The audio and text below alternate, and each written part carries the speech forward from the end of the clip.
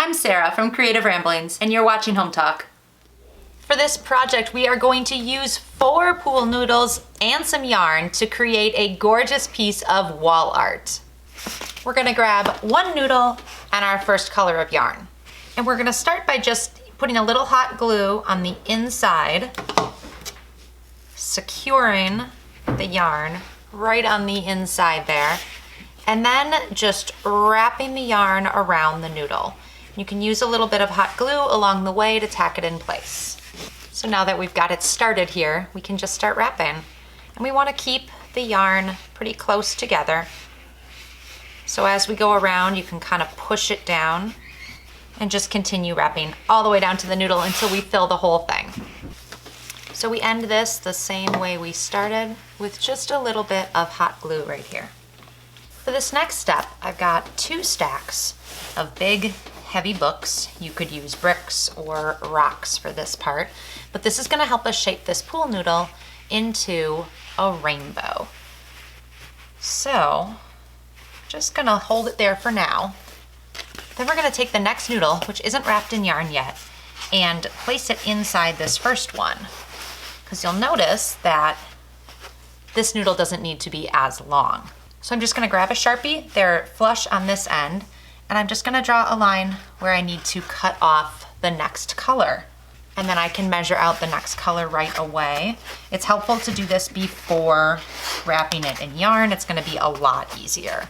So now that I have everything marked, I can take a scissors or a craft knife and just cut off these ends, and then go ahead and wrap the yellow, green, and blue in yarn.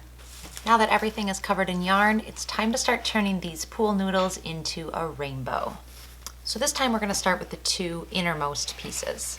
This is our smallest piece here, and we need to curve it into a rainbow shape.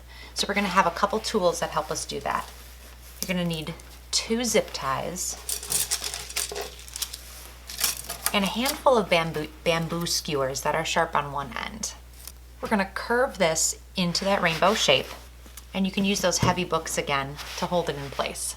Then we're gonna take the end of the zip tie, and this is pretty easy to poke through this foam here. So we're just gonna go from the inside and poke it through like this.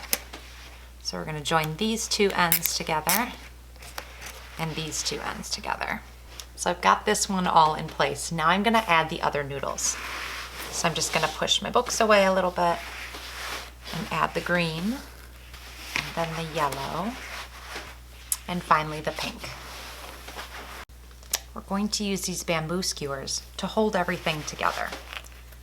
And I'm just gonna slide the skewer pointy side in all the way through, so it goes through both the foam and the yarn. And we just don't want it to come out the end. We want it to go through the purple, but not come out the end. And you can leave the stick hanging off here. We'll take care of these in a little bit. Now I'm just gonna work my way around.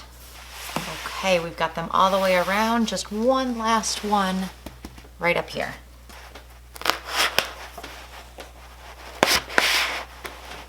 So we've got everything on. Now the zip ties here, I'm just gonna pull them a little bit tighter to bring this bottom in a bit closer. And then I'm gonna add 1 more on the very bottom of each one of these. All right, so when we flip it over, you don't really see any of those skewers on here.